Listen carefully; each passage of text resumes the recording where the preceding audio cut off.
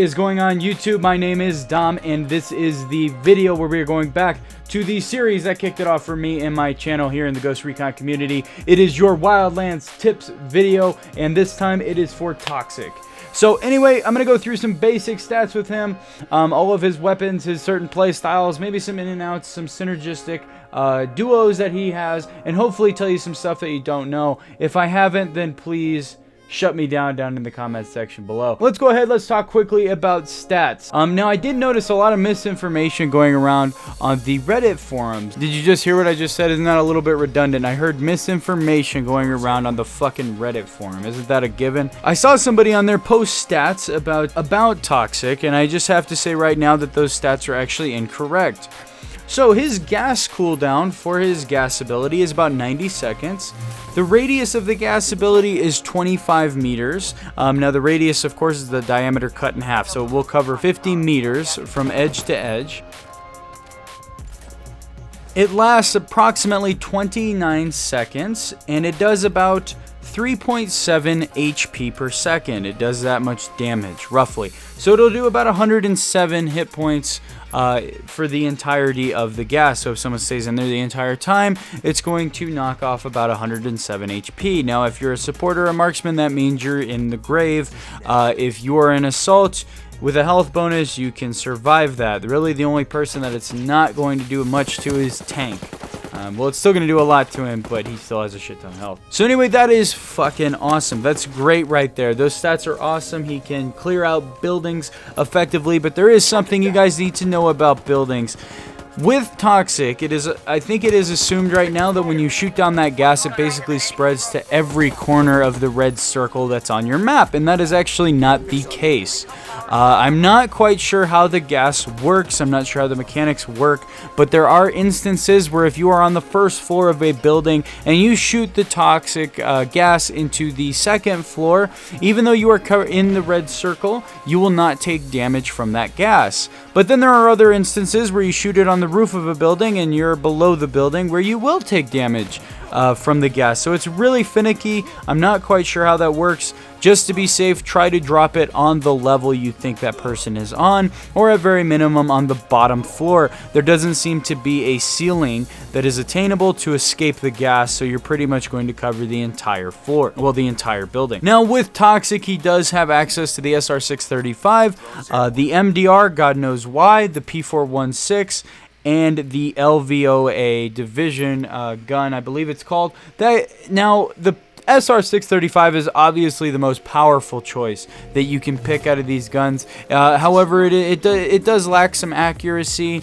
It is hard to hit shots outside of like 60 meters, but within that you should have no problem mowing down pretty much any class in this game. His P416 and his division gun I find are really fun to use. They're highly accurate and they're a good mix-up. They are definitely not bad options. If you don't run the SR635, you can still run the class incredibly well, and it's still a very powerful class.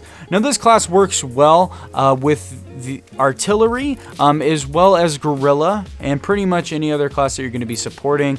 Trapper works really well too. So mainly one of the big strategies that I've been using, which is very toxic, is sending up your toxic drone at the beginning of a match, gassing as many people as you can. A lot of times you will be able to get 4 people caught in that toxic drone, and then having another guy sending up his mortar to mortar the restock that is nearest to those people so they can't restock his health. Now Toxic is one of the most important classes I think in this game. He's definitely earned his place there, particularly because you can soften up bodies before you get into a gunfight. You can soften up an assault to be a one-hit kill from a sniper. You can make it so that your teammates have to shoot them one less time to actually kill them when they get in a gunfight, which in this game can mean a lot. How many times have you been caught with just a fucking sliver of health left? Now when you're playing on small tight quarters maps like Scrapyard, Quarry, now eliminate, the new elimination map Checkpoint, the toxic drone is so important for getting people out of buildings, especially if you're camping buildings on mines. You can literally just camp on that drone and soften the shit out of people that are sitting in buildings and just camping there, which makes it incredibly important. Now, this does not make artillery obsolete. Artillery is still very, very good, and it works so well with the gas. Now, so does Trapper as well. If people are camping in a building, you can take Trapper, and in a minute and a half, you can cover 3 exits with his traps. And if you then gas the building, they will try to run out, get caught in those traps. Those traps, I believe, do about 40 HP worth of damage. That's going to be in a Trapper tips video. I'll do more on that.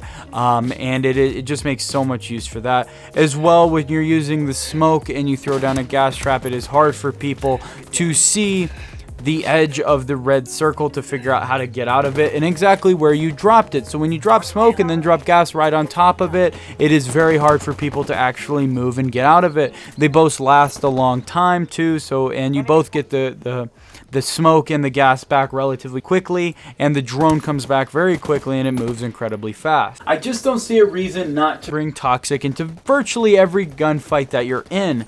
When you're on open maps, you can use it to get people out of bushes, or just to soften people up before you get into a gunfight. When you're on close quarters maps, you can use it to just get people out of buildings, soften them up, do everything you need to. Get marks for a sniper potentially as well. Cover restocks, cover access points, cover revives with that gas. There are so many uses for it, it's not even funny. I don't think it renders any other class unusable. I think it just brings the game up as a whole and brings another viable class. As well, the SR635 is notorious for being one of the most overpowered guns in this game. I did make a video about that as well, about being the most OP gun.